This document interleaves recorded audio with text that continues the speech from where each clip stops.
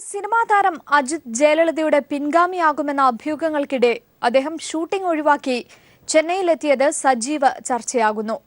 ബൾഗേറിയയിൽ നടക്കുന്ന ഷൂട്ടിംഗ് ഒഴിവാക്കിയാണ് അജിത് ഭാര്യ ശാലിനിക്കൊപ്പം മെറീന ബീച്ചിലെത്തി ജയലളിതയ്ക്ക് അന്തിമോപചാരം അർപ്പിച്ചത്. ജയലളിതയുടെ പിൻഗാമി ആരായിരിക്കുമെന്ന അഭ്യൂഹങ്ങൾക്കിടെയാണ് സിനിമാ താരം അജിത് ഷൂട്ടിംഗ് വെട്ടിച്ചുരുക്കി ചെന്നൈയിലെത്തിയത്. അജിത്തായിരിക്കും ജയലളിതയുടെ പിൻഗാമിയെന്ന നേരത്തെ ചില വാർത്തകൾ വന്നിരുന്നു. ജയലളിത അത്യാസന്ന നിലയിൽ കിടക്കുമ്പോഴും കാണാൻ അനുവദിച്ചത് അജിത്തിനെ മാത്രമായിരുന്നു. മറീന ബീച്ചിൽ ഭാര്യ ശാലിനിക്കൊപ്പമെത്തിയാണ് അജിത് അന്തിമോപചാരം അർപ്പിച്ചത്. സിരുന്തൈ ശിവം എന്ന സിനിമയിൽ വിവേക് ഒബ്രായ്ക്കൊപ്പം അഭിനയിച്ചുകൊണ്ടിരിക്കുകയായിരുന്നു അജിത്തിന്റെ പെട്ടെന്നുള്ള മടങ്ങിവരവ്. ഇത് വലിയ ചർച്ചയ്ക്കിടയാക്കിയിട്ടുണ്ട്. അതേസമയം ജയലളിതയുടെ വൻതോതിലുള്ള സ്വത്തുക്കളുടെ അവകാശി ആരായിരിക്കുമെന്നുള്ളതും സജീവ ചർച്ചയാണ്. ജയയുടെ സ്വന്തം വസതിക്ക് മാത്രം 43.96 കോടി രൂപ വിലമതിപ്പുണ്ട്. നിയമസഭാ തെരഞ്ഞെടുപ്പിൽ നൽകിയ സത്യവാങ്മൂല പ്രകാരം 118.58 കോടിയുടെ സ്വത്ത് ജയലളിതയ്ക്കുണ്ട്. 10.63 കോടിയുടെ ബാങ്ക് നിക്ഷേപവുമുണ്ട്. സ്വത്തുക്കൾ തോഴി ശശികലയ്ക്ക് ലഭിക്കുമെന്ന സൂചനയാണ് പുറത്തുവരുന്നത്. ജയലളിതയുടെ മരുമക്കളും സ്വത്തിൽ അവകാശമുന്നയിച്ചിട്ടുണ്ട്. MR സജേഷ്, ചെന്നൈ. ശശികലയെ മുൻനിർത്തി തമിഴ്നാട് രാഷ്ട്രീയം കൈപ്പിടിയിലൊതുക്കാൻ മോദിയുടെയും BJPയുടെയും നീക്കം. ജയലളിതയുടെ സംസ്കാര ചടങ്ങിൽ ശശികലയെ കൊണ്ട് അന്ത്യകർമ്മങ്ങൾ ചെയ്യിപ്പിച്ചതിലും പനീർശെൽവത്തെ അപ്രസക്തനാക്കി ശശികലയ്ക്ക് പ്രാമുഖ്യം നൽകിയതിലും മോദിയുടെ ഇടപെടലുണ്ടെന്നാണ് വിലയിരുത്തൽ. അധികം താമസിയാതെ ശശികലയെ പാർട്ടി ജനറൽ സെക്രട്ടറി സ്ഥാനത്തേക്ക് ഉയർത്തും. AIADMKയുടെ മുതിർന്ന നേതാക്കളുടെ എതിർപ്പിനിടയിലാണ് തമിഴ്നാട്ടിലെ BJP ഇടപെടൽ. ജയലളിതയ്ക്ക് ശേഷം തമിഴ്നാട് രാഷ്ട്രീയം എങ്ങോട്ടെന്നതിനെക്കുറിച്ചുള്ള ചർച്ചകൾ സജീവമാവുകയാണ്. പനീർശെൽവത്തെ നിഴലിൽ നിർത്തി ശശികലയെ അധികാര കേന്ദ്രമാക്കി AIADMKയിൽ പിടിമുറുക്കുകയാണ് BJPയുടെ തന്ത്രം. ജയലളിതയുടെ മൃതദേഹം പൊതുദർശനത്തിന് വെച്ച സമയത്തും സംസ്കാര ചടങ്ങുകളിലും ശശികലയും കുടുംബാംഗങ്ങളുമായിരുന്നു സജീവ നേതൃത്വം വഹിച്ചത്. അന്തിമോപചാരം അർപ്പിക്കാനെത്തിയ പ്രധാനമന്ത്രി നരേന്ദ്രമോദി ശശികലയെ ആശ്വസിപ്പിച്ചതിനു ശേഷം വേദിയിലിരുന്ന ഭർത്താവ് നടരാജനുമായി സംസാരിച്ചിരുന്നു. ശശികലയെ ഉപയോഗിച്ച് അരനൂറ്റാണ്ട് നീണ്ട ദ്രാവിഡ രാഷ്ട്രീയത്തിന് മുനിയൊടിക്കാനാണ് BJP കേന്ദ്ര നേതൃത്വം ലക്ഷ്യമിടുന്നത്. അപ്പോളോ ആശുപത്രിയിൽ ജയലളിതയുടെ മരണവിവരം സ്ഥിരീകരിച്ച ഉടനെ AIADMK നേതാക്കളുമായി BJPയുടെ കേന്ദ്ര നേതൃത്വം ബന്ധപ്പെട്ടതായാണ് വിവരം. ശശികല വഴിയായിരുന്നു ആശയവിനിമയം. BJP നേതാക്കളുടെ നിർദ്ദേശം അനുസരിച്ചായിരുന്നു ജയലളിത മരിച്ച രാത്രിയിൽ തന്നെ പനീർശെൽവത്തിന്റെ നേതൃത്വത്തിൽ മന്ത്രിസഭ സത്യപ്രതിജ്ഞ ചെയ്ത് അധികാരത്തിലേറിയത്. AIADMKയുടെ മുതിർന്ന നേതാക്കളായ തമ്പിദുരൈ, പഴനിവേൽ, മുഖ്യമന്ത്രി പനീർശെൽവം തുടങ്ങിയവർക്കെല്ലാം ശശികലയുടെ നീക്കങ്ങളിൽ എതിർപ്പുണ്ടെങ്കിലും പരസ്യമായ പ്രതികരണം നടത്തിയിട്ടില്ല. ശശികലയെ പാർട്ടി ജനറൽ സെക്രട്ടറിയായി പോയസ് ഗാർഡനിൽ അവരോധിച്ച് അധികാര കേന്ദ്രമാക്കുന്ന BJPയുടെ നീക്കം വിജയിക്കുമോ എന്നതനുസരിച്ചായിരിക്കും AIADMKയുടെ ഭാവി. News bureau, Chennai. അമ്മയോർമ്മയാകുമ്പോൾ ഇനി കണ്ണുകൾ തിരയുന്നത് തമിഴ്നാട് രാഷ്ട്രീയത്തിന്റെ ഉൾപിരിവുകളിലേക്കാണ്. ജയലളിതയില്ലാത്ത തമിഴ്നാട് രാഷ്ട്രീയത്തെക്കുറിച്ച് ഞങ്ങളുടെ ചീഫ് എഡിറ്റർ ജോൺ ബ്രിട്ടാസ് നടത്തുന്ന വിശകലനം. ഉത്തർപ്രദേശ് കഴിഞ്ഞാൽ ദേശീയ രാഷ്ട്രീയത്തെ സ്വാധീനിക്കുന്ന സംസ്ഥാനങ്ങളുടെ മുൻനിരയിലാണ് തമിഴ്നാട്. രാഷ്ട്രീയത്തോടൊപ്പം സാമ്പത്തിക സമവാക്യങ്ങൾ കൂടി നോക്കുമ്പോൾ തമിഴ്നാടിൻ്റെ തിളക്കം ഒന്നുകൂടി വർദ്ധിക്കുന്നു. ജയലളിതയുടെ അഭാവം തമിഴ്നാട് രാഷ്ട്രീയത്തെ ഇളക്കിമറിക്കുമെന്ന കാര്യത്തിൽ സംശയമില്ല. DMKയുടെ ഘടന, ഭാവി എന്നതിനപ്പുറം മറ്റ് രാഷ്ട്രീയ സമവാക്യങ്ങളെ കൂടി മാറ്റിമറിക്കാൻ പോകുന്നതാണ് ഈ അപാര ശൂന്യത. DMK ഒരു സുസ്ഥിര ഘടനയുള്ള രാഷ്ട്രീയ പാർട്ടിയല്ല. MGRന്റെയും പിന്നീട് ജയലളിതയുടെയും വ്യക്തിപ്രഭാവത്തിൽ കോർത്തിണക്കപ്പെട്ട രാഷ്ട്രീയ മുന്നേറ്റമാണ്. പനീർശെൽവം മുഖ്യമന്ത്രിയായെങ്കിലും യഥാർത്ഥ അധികാര കേന്ദ്രം ഇനിയും ഉരുത്തിരിയാൻ പോകുന്നതേയുള്ളൂ. ജയയുടെ തോഴി ശശികലയിലേക്കാണ് ഏവരുടെയും കണ്ണ്. അവരുടെ ചലനവും, എന്തിനേറെ ശ്വാസനിശ്വാസങ്ങൾ പോലും രാഷ്ട്രീയ കേന്ദ്രങ്ങൾ ഇമവെട്ടാതെ നിരീക്ഷിക്കുന്നു. ഉടനെയല്ലെങ്കിലും ഭാവിയിൽ ഉണ്ടാകാൻ ഇടയുള്ള ചെറിയൊരു പൊട്ടിത്തെറി പോലും ഭരണമാറ്റത്തിന് വഴിവെച്ചേക്കാം.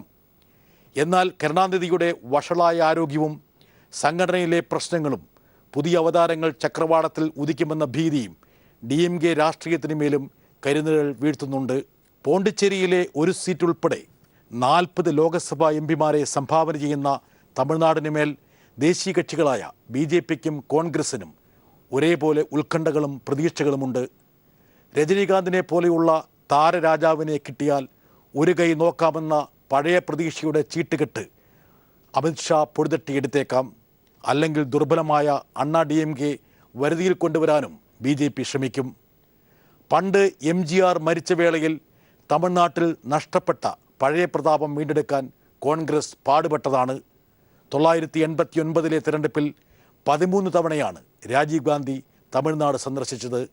എന്നാൽ ഒറ്റയ്ക്ക് മത്സരിച്ച കോൺഗ്രസിന് കേവലം 26 സീറ്റ് കൊണ്ട് പിന്നോട്ട് പോകേണ്ടി വന്നു. മൺമറഞ്ഞത് ഇതിഹാസ വനിതയാണ്. സർവവും അടക്കിവാണ മഹാമേരു. ശൂന്യതയുടെ ആഴവും പരപ്പുമാണ് തമിഴ്നാടിനെ പ്രവചനങ്ങൾക്കും കണക്കൂട്ടലുകൾക്കും അപ്പുറത്ത് പ്രതിഷ്ഠിക്കുന്നത്. വരും ദിനങ്ങൾ നിർണായകമാകുന്നതും ഇക്കാരണം കൊണ്ട് തന്നെ. ജോൺ ബ്രിട്ടാസ്. ജയലളിതയെ കൊല്ലാൻ തോഴി ശശികല മെർക്കുറി വിഷം കൊടുത്തിരുന്നുവെന്ന വാർത്ത താൻ നൽകിയത് ജയലളിതയോട് അടുപ്പമുള്ള വൃത്തങ്ങളിൽ നിന്നുള്ള സൂചന പ്രകാരമെന്ന് വാർത്ത റിപ്പോർട്ട് ചെയ്ത മാധ്യമപ്രവർത്തകൻ ജിമോൻ ജേക്കബ്.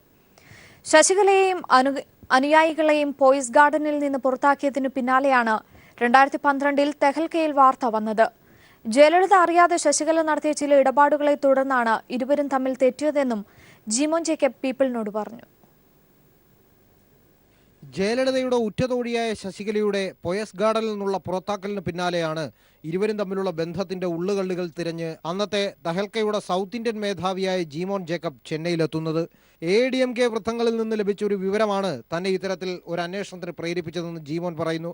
സ്ലോ പോയിസണായ EM ഭക്ഷണത്തിൽ കലർത്തി നൽകിയാണ് ശശികല ജയലളിതയെ അപായപ്പെടുത്താൻ ശ്രമിച്ചതെന്ന് ജിമോൻ പറയുന്നു. ശശികല ലെഡ് ഉപയോഗിച്ചുള്ള പോയിസൺ ജയലളിതയ്ക്ക് നൽകിയെന്നും അത് ഒരു ബ്ലഡ് ടെസ്റ്റിലൂടെ അത് കണ്ടെത്തിയെന്നും ഒക്കെ ഉള്ള വിവരങ്ങൾ. ഇതിനൊരു കൺഫർമേറ്ററി ആയിട്ടുള്ള ഒരു എവിഡൻസ് എൻ്റെ കയ്യിലുണ്ടായിരുന്നില്ല. മോണോ റെയിൽ പ്രോജക്റ്റിന്റെ കോൺട്രാക്ട് ഒരു സിംഗപ്പൂർ ആസ്ഥാനമായ കമ്പനിക്ക് നൽകണമെന്നതായിരുന്നു ജയലളിതയുടെ താൽപ്പര്യം. എന്നാൽ ജയലളിത അറിയാതെ മറ്റൊരു മലേഷ്യൻ കമ്പനിക്ക് നൽകാൻ ശശികല തീരുമാനിച്ചു. ഉദ്യോഗസ്ഥരെ സ്വാധീനിച്ചുകൊണ്ടാണ് ശശികല ഇതിനായുള്ള ചരടുവലികൾ നടത്തിയത്. ഫയൽ മുഖ്യമന്ത്രിക്ക് മുന്നിലെത്തിയപ്പോൾ മാത്രമാണ് ഇക്കാര്യം ജയലളിതയ്ക്ക് മനസ്സിലായത്. ഇതേ തുടർന്ന് ഇരുവരും തമ്മിൽ തെറ്റുകയായിരുന്നു. എന്നാൽ 2 മാസത്തിന് ശേഷം ശശികല പോയസ് ഗാർഡനിൽ നാടകീയമായി തിരികെ എത്തി. എന്തായാലും തന്നെയും ശശികല ജയലളിതയുടെ ഓടൊപ്പം താമസിച്ചു തുടങ്ങിയതിന് ശേഷം ജയലളിതയുടെ പല വളരെ അടുത്ത സുഹൃത്തുക്കളും അവിടെ പ്രവേശനം നിഷേധിക്കപ്പെട്ടിട്ടുണ്ട്. ഇരുവരും തമ്മിലുള്ള ഉരസലിന് പിന്നാലെ ജയലളിതയ്ക്കെതിരായ അനധികൃത സ്വത്ത് സമ്പാദന കേസിൽ മൊഴി മാറ്റുന്നതിനെ പറ്റിയും ശശികല ആലോചിച്ചിരുന്നതായും ഇത് ശ്രദ്ധയിൽപ്പെട്ടതിനെ തുടർന്നാണ് പെട്ടെന്ന് പിണക്കം മറന്ന് ശശികലയെ ജയലളിത തിരിച്ചു വിളിച്ചതെന്നും ജിമോൻ ജേക്കബ് പറയുന്നു. ശശികലയുടെ യഥാർത്ഥ സ്ഥലമായ മന്നാർഗുഡിയിലും ചെന്നൈയിലുമായി നടത്തിയ അന്വേഷണത്തിലാണ് ഇക്കാര്യം തനിക്ക് ബോധ്യമായതെന്നും ജിമോൻ പീപ്പിളിനോട് പറഞ്ഞു. ആശുപത്രിയിൽ നടത്തിയ പതിവ് രക്തപരിശോധനയിൽ ഈയത്തിന്റെ അളവ് ജയലളിതയ്ക്ക് വളരെ കൂടുതലായിരുന്നു. ഇതേ തുടർന്ന് നടത്തിയ അന്വേഷണത്തിലാണ് സ്ലോ പോയിസൺ ഉപയോഗിച്ച് ജയലളിതയെ വകവരുത്തുവാൻ ശശികല തീരുമാനിച്ചതായി തെഹൽക്ക റിപ്പോർട്ടിൽ പറയുന്നു. ജയലളിതയുടെ യഥാർത്ഥ അസുഖം എന്തെന്ന് കൃത്യമായൊരു വിശദീകരണം അപ്പോളോ ആശുപത്രി അധികൃതരുടെ ഭാഗത്തു നിന്നുണ്ടാവാതിരിക്കെയാണ് കൊല്ലങ്ങൾക്ക് മുമ്പ് ഇറങ്ങിയ തെഹൽക്ക വാരികയിൽ പ്രസിദ്ധീകരിച്ച ലേഖനം വീണ്ടും ചർച്ചയാവുന്നത്. എസ് ജീവൻകുമാർ, തിരുവനന്തപുരം. ജയലളിതയുടെ മരണവാർത്ത വലിയ പ്രാധാന്യത്തോടെയാണ് ലോകമാധ്യമങ്ങളും ചർച്ച ചെയ്തത്. ഇന്ത്യൻ രാഷ്ട്രീയത്തിൽ ജയലളിതയുടെ വ്യക്തിപ്രഭാവം തന്നെയാണ് ഇത് ചൂണ്ടിക്കാട്ടുന്നത്. തമിഴകത്തിന്റെ തലൈവിയുടെ വിയോഗ വാർത്തയ്ക്ക് ലോകമാധ്യമങ്ങൾ നൽകിയ പ്രാധാന്യം ഇന്ത്യൻ രാഷ്ട്രീയത്തിൽ പുരട്ചി തലൈവിക്കുള്ള സ്ഥാനം വിളിച്ചോതുന്നതായിരുന്നു. പ്രധാന തലക്കെട്ടുകളിൽ ഉൾപ്പെടുത്തിയാണ് ഇന്നലെ ജയലളിതയുടെ മരണവാർത്ത BBC ലോകത്തെ അറിയിച്ചത്. ഇന്ത്യക്ക് നഷ്ടമായത് ഉരുക്കുവനിത എന്നായിരുന്നു എല്ലാവരും ഞെട്ടലോടെ ശ്രവിച്ച ആ വാർത്തയുടെ തലവാചകം. ബ്രിട്ടനിലെ പ്രധാന പത്രങ്ങളിലെല്ലാം ഇന്നലെ ജയലളിതയുടെ വിയോഗ വാർത്തയുണ്ടായിരുന്നു. തമിഴ്നാടിന്റെ ഉരുക്കുവനിത എന്നാണ് ഗാർഡിയൻ പത്രവും ജയലളിതയെ വിശേഷിപ്പിച്ചത്. ഇന്ത്യൻ രാഷ്ട്രീയത്തിലെ പുരുഷാധിപത്യത്തെ വെല്ലുവിളിച്ച പ്രതിസന്ധികളെ ഒന്നൊന്നായി തരണം ചെയ്തു മുന്നേറിയ നേതാവായാണ് ഗാർഡിയൻ പത്രം തമിഴകത്തിന്റെ തലൈവിയെ പ്രകീർത്തിച്ചത്. സുന്ദരിയും ഊർജ്ജസ്വലയും നിശ്ചയദാർഢ്യമുള്ള രാഷ്ട്രീയ നേതാവുമായിരുന്നു ജയലളിതയെന്നും ഗാർഡിയൻ വിവരിക്കുന്നു. ഇന്ത്യൻ രാഷ്ട്രീയത്തിൽ ലിംഗവിവേചനത്തിന്റെ കടമ്പകളെ തകർത്തെറിഞ്ഞ നേതാവായാണ് അമേരിക്കയിലെ പ്രമുഖ ദിനപത്രമായ വാഷിംഗ്ടൺ പോസ്റ്റ് ജയയെ വിശേഷിപ്പിച്ചത്. മുഖ്യമന്ത്രി എന്ന നിലയിൽ തമിഴ്നാട്ടിലെ പാവപ്പെട്ടവർക്കായി അവർ ചെയ്ത ജനപ്രിയ പദ്ധതികളെക്കുറിച്ചും വാഷിംഗ്ടൺ പോസ്റ്റ് മരണക്കുറിപ്പിൽ വിശദീകരിച്ചു. തമിഴ് ജനതയ്ക്കിടയിൽ അവർക്കുള്ള സ്വീകാര്യതയും ജനപ്രീതിയും ലേഖനത്തിൽ വിശദീകരിക്കുന്നുണ്ട്. Power vacuum in south India എന്നായിരുന്നു ന്യൂയോർക്ക് ടൈംസിലെ മരണക്കുറിപ്പിന്റെ തലക്കെട്ട്. അമ്മ ബ്രാൻഡ് സേവനങ്ങളെക്കുറിച്ചും തമിഴ്നാട്ടിന്റെ വികസന സംരംഭങ്ങളെക്കുറിച്ചും വ്യക്തമായി വിവരിക്കുന്ന ലേഖനം കാൽനൂറ്റാണ്ടിലേറെ നീണ്ട രാഷ്ട്രീയ ജീവിതത്തിന്റെ വ്യക്തമായ ചിത്രം വിശദമാക്കുന്നുണ്ട്. അന്തർദേശീയ മാധ്യമങ്ങൾക്ക് പുറമെ ബ്രിട്ടനിലെ ഏഷ്യൻ മാധ്യമങ്ങളിലെല്ലാം ഇന്നലെ പ്രധാന വാർത്ത അമ്മയുടെ മരണവാർത്ത തന്നെയായിരുന്നു. ഇന്ത്യയിൽ നിന്നുള്ള ഓൺലൈൻ പോർട്ടലുകളും അമ്മയുടെ അപദാനങ്ങൾ കൊണ്ട് നിറഞ്ഞിരുന്നു. News desk, people TV. അന്തരിച്ച തമിഴ്നാട് മുഖ്യമന്ത്രി ജയലളിതയ്ക്ക് ആദരമർപ്പിക്കാൻ തലമുണ്ടനം ചെയ്ത് AIADMK പ്രവർത്തകർ. കുടുംബാംഗങ്ങൾ മരിക്കുമ്പോൾ ആചരിക്കുന്ന ഈ ചടങ്ങിൽ വനിതാ പ്രവർത്തകർ മുതൽ MPമാരും MLAമാരും വരെ പങ്കെടുത്തു. കുടുംബാംഗങ്ങൾ മരിക്കുമ്പോൾ തലമുണ്ടനം ചെയ്യുന്നത് തമിഴ്നാട്ടിലെ ആചാരമാണ്. അമ്മ ഞങ്ങളുടെ നേതാവ് മാത്രമായിരുന്നില്ല, കുടുംബാംഗവുമായിരുന്നുവെന്ന് തലമുണ്ടനം ചെയ്ത MPമാരിലൊരാളായ സെന്തിലനാഥൻ പറയുന്നു. അതിനാലാണ് തങ്ങൾ ഇങ്ങനെ ചെയ്യുന്നത്. ചെന്നൈയിലെ ശബരി ക്ഷേത്രത്തിൽ വെച്ചാണ് സെന്തിലനാഥൻ അടക്കമുള്ളവർ ചടങ്ങുകൾ പൂർത്തിയാക്കിയത്. അതേസമയം ഇന്നും ആയിരങ്ങളാണ് മെറീന ബീച്ചിലെ സ്മാരകത്തിലേക്ക് നിറകണ്ണുകളോടെ ഒഴുകിയെത്തിയത്. ബീച്ചിന്റെ പരിസര പ്രദേശങ്ങളിലും നൂറുകണക്കിന് ആളുകൾ അമ്മയ്ക്ക് ആദരമർപ്പിച്ച് തലമുണ്ടനം ചെയ്തു. News desk. ജയലളിതയുടെ മരണത്തോടെ നിശ്ചലമായ തമിഴ്നാട്ടിലെ അതിർത്തി ഗ്രാമങ്ങൾ സാധാരണ ജീവിതത്തിലേക്ക് മടങ്ങിത്തുടങ്ങുകയാണ്. വാഹന ഗതാഗതം പൂർണ്ണമായും പഴയപടിയിലായപ്പോൾ കടകമ്പോളങ്ങൾ പലയിടത്തും തുറന്നിട്ടില്ല. തിങ്കളാഴ്ച വൈകിട്ട് തുടങ്ങിയ ബന്ദിന്റെ പ്രതീതി ഏതാണ്ട് അവസാനിച്ചു കഴിഞ്ഞു. ഏറ്റവും അധികം സജീവമായതും കേരളത്തോടും കർണാടകത്തോടും അതിർത്തി പങ്കിടുന്ന ഗ്രാമങ്ങളാണ്. ഊട്ടി, ഗൂഡല്ലൂർ, കോത്തഗിരി തുടങ്ങിയ തമിഴ്നാട്ടിലെ മിക്കയിടങ്ങളിലും കടകമ്പോളങ്ങൾ തുറന്നു തുടങ്ങി. ജയലളിതയുടെ വേനൽക്കാല വസതിയുള്ള കോടനാട്ടിലടക്കം ചിലയിടങ്ങളിൽ കടകൾ ഇന്നുകൂടി അടച്ചിടാനാണ് ADMK നൽകിയിരിക്കുന്ന നിർദ്ദേശം. 3 ദിവസമായിട്ട് ബന്ദാചരിക്കണമെന്ന് പറഞ്ഞിട്ടുണ്ടായിരുന്നു. ഇപ്പോൾ നാളത്തോടുകൂടി കടകളെല്ലാം തുറക്കാമെന്ന് ഇവിടുത്തെ അസോസിയേഷൻ സംസാരിച്ചിട്ടുണ്ട്. നാളത്തോടുകൂടി ഏകദേശം പൂർവ്വസ്ഥിതിയിലാവുമെന്ന് വിചാരിക്കുന്നു. അതേസമയം അന്യസംസ്ഥാനങ്ങളിൽ നിന്നും തമിഴ്നാട്ടിലേക്കുള്ള ബസ് സർവീസുകൾ കാര്യമായി നടക്കുന്നില്ല. കർണാടക തമിഴ്നാട് അതിർത്തിയായ നീലഗിരിയിലെ കക്കനഹള്ളിയിൽ നിന്നും വാഹനങ്ങൾ തിരിച്ചുവിടുന്നുണ്ട്. KSRTC വയനാട്ടിൽ നിന്നും തമിഴ്നാട്ടിലേക്ക് നടത്തുന്ന ഹ്രസ്വദൂര സർവീസുകൾ മാത്രമാണ് ആരംഭിച്ചിരിക്കുന്നത്. നാളെ മുതൽ ദീർഘദൂര സർവീസുകളും നടത്താനാണ് KSRTCയുടെ തീരുമാനം. News bureau, Wayanad. ആക്ഷേപ സാഹിത്യകാരനും രാഷ്ട്രീയ നിരീക്ഷകനും നടനും തുഗ്ലക് വാരികയുടെ സ്ഥാപകനുമായ ചോ രാമസ്വാമി അന്തരിച്ചു. 82 വയസ്സായിരുന്നു. ശ്വാസകോശ അസുഖങ്ങളെ തുടർന്ന് ഏറെക്കാലമായി ചികിത്സയിലായിരുന്ന അദ്ദേഹം പുലർച്ചെ അപ്പോളോ ആശുപത്രിയിലായിരുന്നു അന്തരിച്ചത്. അന്തരിച്ച തമിഴ്നാട് മുഖ്യമന്ത്രി ജയലളിതയുടെ ആത്മസുഹൃത്തു കൂടിയായിരുന്നു ചോ രാമസ്വാമി. ശ്വാസകോശ രോഗങ്ങളാൽ അപ്പോളോ ആശുപത്രിയിൽ ചികിത്സയിലായിരുന്ന ചോ രാമസ്വാമി ഇന്ന് പുലർച്ചെ 4:40 മരണത്തിന് കീഴടങ്ങിയത്. ആക്ഷേപ സാഹിത്യകാരൻ, രാഷ്ട്രീയ നിരീക്ഷകൻ, നടൻ, സംവിധായകൻ, നാടകകൃത്ത്, സാഹിത്യകാരൻ, തിരക്കഥാകൃത്ത് എന്നിങ്ങനെ എല്ലാ നിലകളിലും തിളങ്ങിയ വ്യക്തിത്വമായിരുന്നു ചോ രാമസ്വാമി. തുഗ്ലക് വാരികയുടെ സ്ഥാപകനും എഡിറ്ററുമായിരുന്നു അദ്ദേഹം. നിർഭയമായി രാഷ്ട്രീയ നേതൃത്വത്തെ തന്റെ തൂലിക കൊണ്ട് നിരന്തരം വിമർശിച്ചിരുന്ന ചോ രാമസ്വാമി ജയലളിതയുമായി ഏറ്റവും അടുപ്പമുണ്ടായിരുന്ന അപൂർവം വ്യക്തിത്വങ്ങളിൽ ഒരാൾ കൂടിയായിരുന്നു. ജയലളിത വിട പറഞ്ഞ മണിക്കൂറുകൾക്കുള്ളിലാണ് ചോ രാമസ്വാമിയുടെ വിയോഗവും. അദ്ദേഹത്തിന്റെ രാഷ്ട്രീയ ആക്ഷേപഹാസ്യക്കുറിപ്പുകളും പ്രയോഗങ്ങളും എല്ലാ കാലത്തും ചർച്ചാ വിഷയമായിരുന്നു. നിരവധി നാടകങ്ങളും 89 സിനിമകളിലും അദ്ദേഹം അഭിനയിച്ചിട്ടുണ്ട്. Naturally, he never compromised his writings or whatever for anybody's sake. So my heartfelt condolences to the family members. That is, so rest in peace. KR Narayanan രാഷ്ട്രപതിയായിരിക്കെ 1999 മുതൽ 2005 വരെ ചോ രാമസ്വാമി രാജ്യസഭ MPയുമായി. News desk. പലിശ നിരക്കുകളിൽ മാറ്റം വരുത്താതെ നോട്ടു നിരോധനത്തിന് ശേഷമുള്ള ആദ്യ വായ്പാ നയം റിസർവ് ബാങ്ക് പ്രഖ്യാപിച്ചു. റിപ്പോ നിരക്ക് 6.25%, റിവേഴ്സ് റിപ്പോ നിരക്ക് 5.25%മായി തുടരും. നോട്ടു നിരോധനത്തിന്റെ പശ്ചാത്തലത്തിൽ വളർച്ചാ നിരക്ക് കുറയുമെന്നാണ് RBIയുടെ പ്രവചനം. നയപ്രഖ്യാപനത്തിന് ശേഷം ഇന്ത്യൻ ഓഹരി വിപണികളിൽ ഇടിവുണ്ടായി. വ്യവസായ ലോകത്തെ നിരാശപ്പെടുത്തുന്നതായിരുന്നു നോട്ട് നിരോധനത്തിന് ശേഷമുള്ള ആദ്യ വായ്പാ നയപ്രഖ്യാപനം. പലിശ നിരക്കുകളിൽ 0.5% മുതൽ 0.5% വരെ കുറവുണ്ടാകുമെന്ന് വ്യവസായ ലോകം പ്രതീക്ഷിച്ചിരുന്നെങ്കിലും നിരക്കുകളുടെ കാര്യത്തിൽ തൽസ്ഥിതി തുടരാനാണ് RBI തീരുമാനിച്ചത്. വരും മാസങ്ങളിൽ പണപ്പെരുപ്പ നിരക്ക് ഉയരാനുള്ള സാധ്യതയുണ്ടെന്നാണ് വായ്പാ നയ അവലോകന സമിതിയുടെ വിലയിരുത്തൽ. എണ്ണ ഉൽപാദക രാജ്യങ്ങളുടെ സംഘടനയായ OPEC ഉൽപാദനം വെട്ടിച്ചുരുക്കാൻ തീരുമാനിച്ചത് ഭാവിയിൽ അസംസ്കൃത എണ്ണയുടെ വിലവർധനയ്ക്ക് ഇടയാക്കിയേക്കുമെന്നും പലിശ നിരക്ക് കുറയ്ക്കാതിരിക്കാൻ കാരണമായി. നോട്ട് പിൻവലിച്ചതിന്റെ പശ്ചാത്തലത്തിൽ സാമ്പത്തിക വളർച്ചാ നിരക്കിൽ കുറവുണ്ടാകുമെന്നാണ് RBIയുടെ പ്രവചനം. നേരത്തെ പ്രതീക്ഷിച്ചിരുന്ന 7.6% എന്ന വളർച്ചാ നിരക്ക് 7.1%മായി കുറയുമെന്നാണ് കണക്കുകൂട്ടൽ. അതേസമയം നോട്ട് നിരോധനം മൂലമുണ്ടായ ബുദ്ധിമുട്ടുകൾ പരിഹരിക്കാനും പണലഭ്യത ഉറപ്പാക്കുന്നതിനുമാണ് RBI ഇപ്പോൾ മുഖ്യ പരിഗണന നൽകുന്നതെന്ന് ഗവർണർ ഉർജിത് പട്ടേൽ പറഞ്ഞു. The consequences that have emanated from that were taken on board, and that's why the planning, the process and the implementation was what it was, keeping in mind that high secrecy had to be maintained. and the central bank and the government were conscious of certain immediate difficulties for the public at large, and all efforts were made to mitigate them. വായ്പാ നയ പ്രഖ്യാപനത്തിന് ശേഷം Indian ഓഹരി വിപണികളിൽ ഇടിവ് രേഖപ്പെടുത്തി. Sensex 156 പോയിന്റും Nifty 41 പോയിന്റും ഇടിഞ്ഞു. ബാങ്കിംഗ്, റിയൽ എസ്റ്റേറ്റ് മേഖലയിലെ ഓഹരികളെയാണ് വായ്പാ നയം ദോഷകരമായി ബാധിച്ചത്. M Santhosh, news bureau, Dilli. തിരികെ വാർത്തകളിലേക്ക്. പാകിസ്ഥാനിൽ വിമാനം തകർന്ന് 40 പേർ കൊല്ലപ്പെട്ടതായി റിപ്പോർട്ട്. അബോട്ടാബാദിന് സമീപമാണ് അപകടം. ചിത്രാളിൽ നിന്ന് ഇസ്ലാമാബാദിലേക്ക് പോയ വിമാനമാണ് തകർന്നത്. കൺട്രോൾ ടവറുമായി വിമാനത്തിന്റെ ബന്ധം നഷ്ടപ്പെടുകയായിരുന്നു. ഇസ്ലാമാബാദിൽ നിന്നും 70 കിലോമീറ്റർ അകലെയായിരുന്നു അപകടം.